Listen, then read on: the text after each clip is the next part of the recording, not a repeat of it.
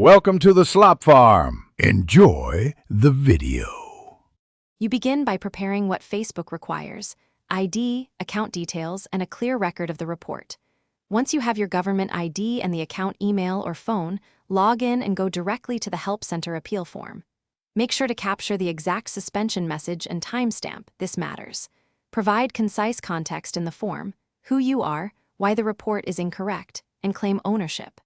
Start the appeal now so the process can enter review without delay. Now you fill the appeal with precision.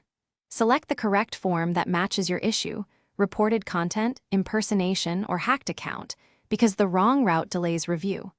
Upload a clear photo of your ID and a matching selfie if requested, then write a brief, factual statement explaining why the report is wrong and what you did to secure the account. Once done, double-check attachments and submit. Facebook will queue your appeal. Expect automated responses first and a manual review next. Finish by monitoring your email and Facebook support inbox closely for requests or updates. You need to respond quickly if they ask for more info.